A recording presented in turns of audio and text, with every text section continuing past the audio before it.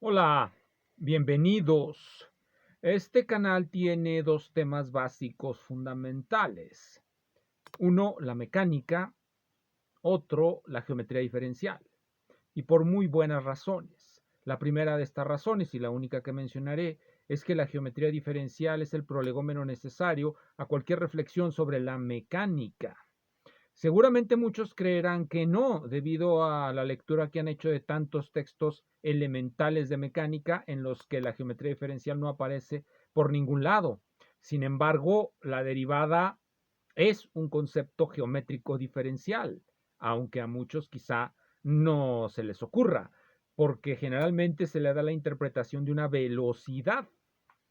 Pero, por supuesto, cuando lo representamos geométricamente nos damos cuenta que es necesariamente un concepto geométrico diferencial local, por cierto, local.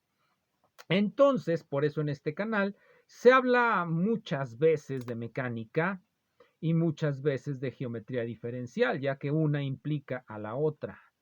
Para poder hacer mecánica de cierto nivel, necesitamos conocer los rudimentos, pero más allá de los rudimentos, necesitamos conocer bien la geometría diferencial. Y por eso recomiendo tantos libros de ese tema. Se me puede contraargumentar y decir, bueno, también saque de álgebra, puesto que el álgebra también es necesaria, sí, pero suponemos que el álgebra vaya incluida en toda la geometría diferencial. Se supone que no podemos hacer geometría diferencial si no conocemos álgebra. A final de cuentas, por poner un ejemplo, el teorema de integrabilidad de las superficies de Frobenius se expresa como un resultado algebraico, se expresa como la condición de cerradura de un álgebra de Lie, de campos vectoriales. Eso es como se expresa una condición geométrica de existencia, en este caso de existencia de una variedad.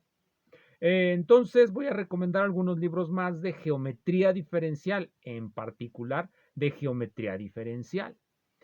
Son libros que espero yo les resulten, si no nuevos, al menos muchos esperan que uno los mencione porque son muy conocidos. Realmente solamente voy a mencionar 4 libros, pero son de 2 autores. Uno de esos autores es Sigurdur Hergalsson y el otro es Kobayashi.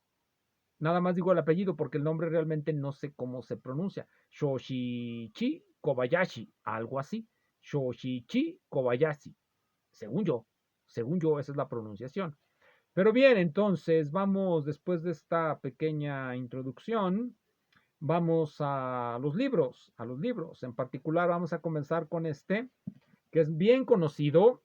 Ha tenido, esta me parece es la tercera edición del 2001. La primera edición ya la presenté, es de 1967 me parece, y tiene más o menos un título similar, geometría diferencial, grupos de Lie y espacios simétricos. Entre esta del 2001 y la primera del 67 o 69 apareció otra en los 70, que es una suerte de actualización. Esta aparece en el 2001 y es, hasta donde tengo noticia, la última que hizo Helgason. Es una actualización de su libro anterior y como pueden ver es bastante grueso. Son 600 páginas y 600 páginas. Excluyendo la bibliografía son 600 páginas. Y trata las primeras 100 de geometría diferencial. Y nos va a hablar, como suele ser en el caso de textos avanzados de geometría diferencial, aunque ya parece que los textos de primaria y secundaria de la 4T también son avanzados porque hablan de variedades diferenciables. Va a empezar hablando de variedades. El primer tema de este libro son las variedades. De hecho, aquí lo tengo, se llama Variedades. El primer tema. Bueno, ahí está mi nombre. El primer tema, variedades. El segundo tema, campos tensoriales. Los vectores son campos tensoriales. Son un caso particular del concepto general de tensor. ¿Y qué o cómo va a definir un tensor Helgason? Lo va a definir nuevamente como una forma multilineal y de esa forma multilineal va a obtener la típica regla de transformación con la que en otro tipo de tratados se define a los tensores. Va a introducir los tensores de los tensores y sus duales, etcétera. Va a hablar entonces también de mapeos, conexiones afines. Yo he dado una charla sobre conexiones afines en este canal en varios capítulos en donde defino de manera en coordenadas, por supuesto, en coordenadas, para no hacer mucho tiempo de prolegómenos presentando la geometría de Cartán, ¿no? En coordenadas explico lo que es una conexión afín, cómo se calcula con ella la curvatura y todas esas cosas, cómo se relaciona con la métrica, pueden verlo. Recomiendo una y otra vez ese video, pero pues creo que nadie lo va a ver.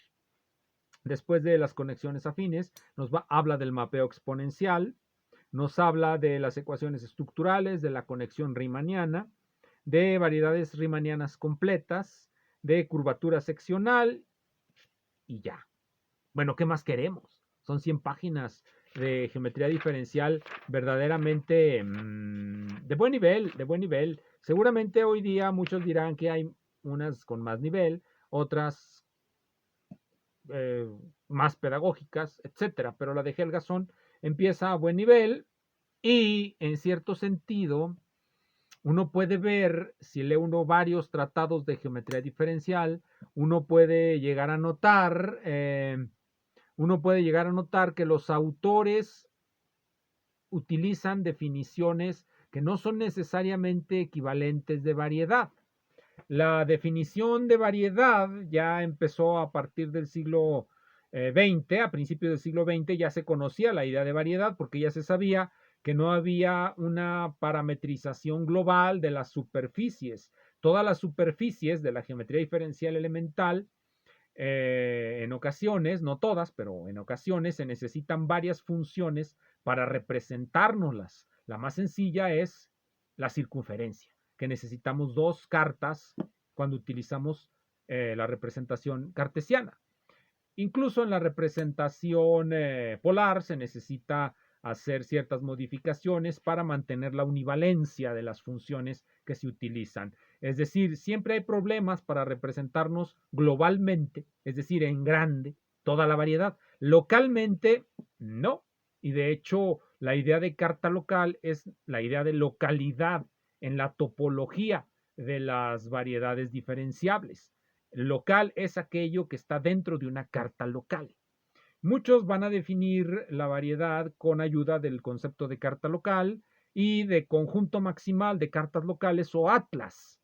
Y van a añadir la condición de espacio topológico de Hausdorff, es decir, que se separan los puntos. Pero esto se hace cuando se quieren demostrar cierto tipo de teoremas. Si no se pretende en una introducción a la geometría diferencial demostrar tal o cual teorema, pues a veces ciertas condiciones están de más, son mera pedantería. Introducimos esas condiciones para usarlas. Si no las vamos a usar, pues entonces no son realmente importantes. Y todos los tratadistas de geometría diferencial, en cierto sentido, van a hacer lo que les acabo de comentar, van a tener en mente los teoremas que quieren demostrar y van a colocar las condiciones para poderlos demostrar fácilmente o como a ellos les guste en la definición inicial de lo que es variedad. Aquí, por ejemplo, Helgason va a introducir la definición con ayuda de las particiones de la unidad, con ayuda de las particiones de la unidad. Ya será en otra ocasión cuando les platique de eso. Una vez que nos introduce las variedades, va a introducir los campos tensoriales. También esto, como todo en las matemáticas, depende del tipo de teoremas que queramos demostrar. Si nada más queremos enseñar una cierta técnica, pues no nos vamos a entretener mucho en cierto tipo de sutilezas, en ciertos axiomas que pueden facilitarnos ciertas demostraciones posteriores. Bueno, este libro, se los recomiendo, está grueso. Uno lo puede leer en las tardes, irlo leyendo poco a poco, pero cuando ya se leyeron varios tratados elementales, algunos me han preguntado, ¿qué tipo de tratados elementales de matemáticas, de geometría diferencial recomienda usted? Bueno, el tratado de geometría diferencial que yo leí, de primera a última página, fue el de geometría elemental de Barrett O'Neill. Hay una traducción en la editorial Limusa, me parece que es la editorial Limusa. Creo que sí, si no, quizá me esté equivocando. Pero yo leí ese libro desde la primera hasta la última página, aunque no es el que más cito.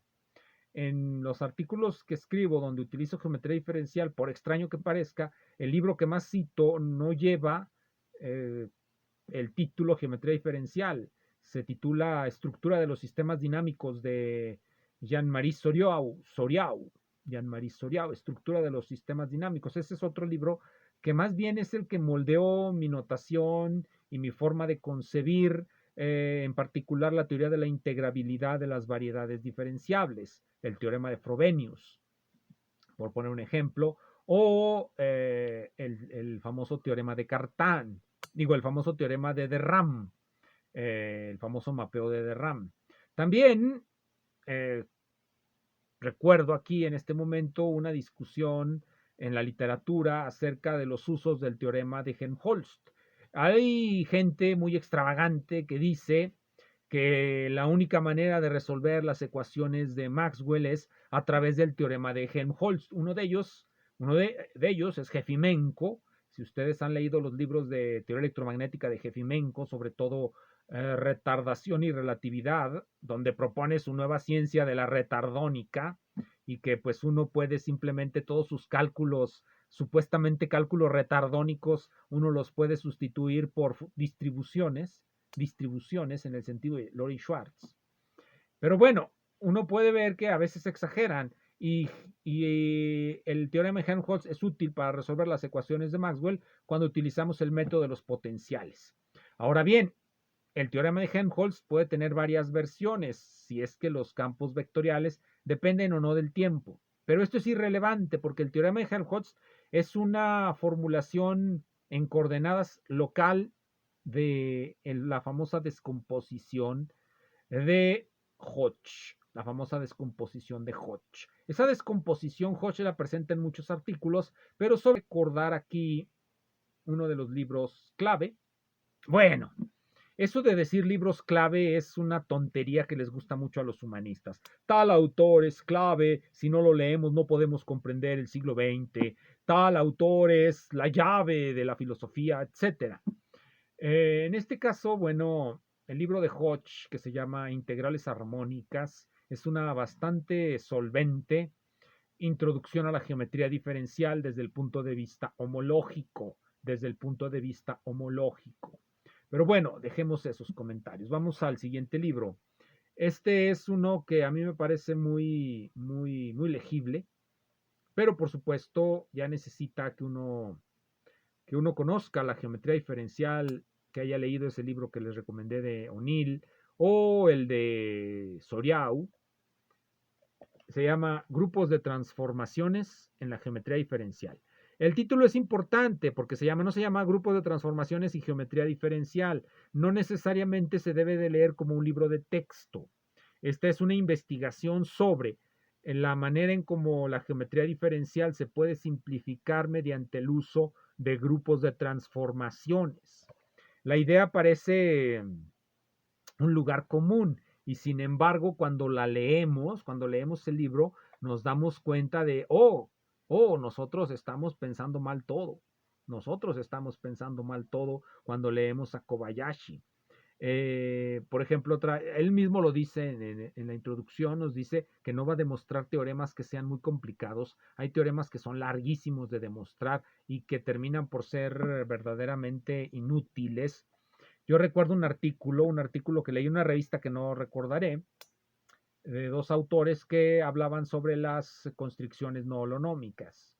Tras muchas páginas de demostraciones de sutilezas, el único problema que tratan es el de una circunferencia, una rueda, que se mueve sobre un plano inclinado. Ese es el único problema que tratan. Y lo único que demuestran es que el movimiento, ¡oh, por Dios, existe! Está muy bien, de todos modos, como ejercicio intelectual. Bien, dos teoremas sobre grupos de transformaciones diferenciables. Te lo recomiendo mucho este libro, Grupos de transformaciones en la geometría diferencial. ¿Cuál es el libro más famoso de Kobayashi? Kobayashi es famoso por un libro que escribió junto con Nomizu en 2 tomos. Se llama Fundamentos de la geometría diferencial. Sin embargo, el título Fundamentos quizá no es adecuado para este libro. Sería mejor llamarlo simplemente geometría diferencial avanzada, geometría diferencial y ya. Pero bueno, le puso fundamentos. Yo no veo los fundamentos por ningún lado. Al menos en el concepto que yo tengo de fundamentar algo. Supongo que para estos autores fundamentar significa explicar los teoremas desde un cierto rigor. Rigor significa hacer claras las suposiciones en las que nos estamos moviendo. Eso significa, o ese es el significado de fundamentos en este caso.